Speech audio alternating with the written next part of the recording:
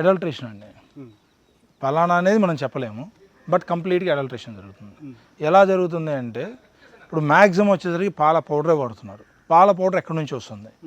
మనం remaining countries నుంచి పౌడర్ని ఇంపోర్ట్ చేసుకొని దాన్ని మిక్స్ చేసి బయటకు వదిలేస్తున్నాం.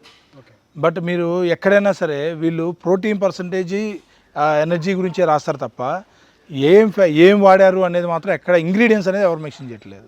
ఓకే, ఇంగ్రీడియంట్స్ మెన్షన్ చేసిన రోజు తెలుస్తుంది. అసలు మీ కస్టమర్లకి మీరు ఇస్తున్న భరోసా కానీ ఆ పాల గురించి ఏమి ఇస్తుంటారు, ఏ భరోసా ఇస్తారు? మా కస్టమర్కి వచ్చే పాల గురించి మేము ఇచ్చేది ఏంటంటే, సో క్వాలిటీలో నెంబర్ 1.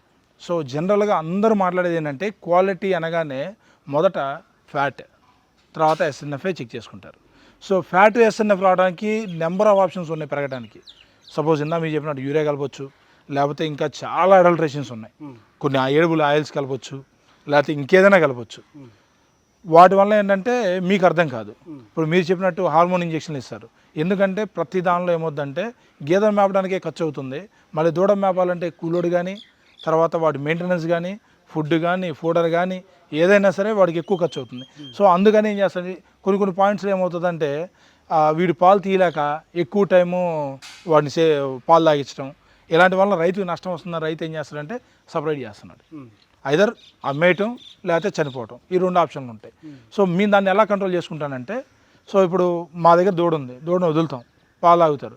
అయిపోయిన తర్వాత వాడికి ఎక్కడ వాటర్ మిక్స్ చేయడానికి అవకాశం ఉండదు. ఎందుకంటే వాడు మామూలు బకెట్లో ఎటువంటిది నీళ్ళు కానీ ఇది క్యారీ చేయడు.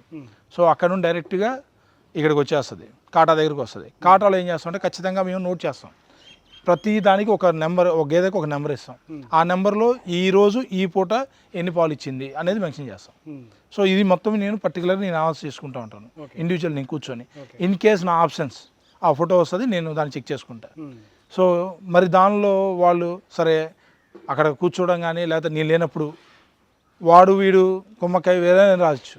బట్ రాసిన తర్వాత కింద టోటల్లో కూడా మళ్ళీ తేడా వస్తుంది. ఎప్పుడైతే మనం ప్యాకింగ్ చేస్తామో ప్యాకింగ్లోనే మనకు తెలుస్తుంది. సో అందరూ ఉంటే అందరూ ఎదవలు కాదు, ఎవడో ఒకడో ఇద్దరు ఉంటారు.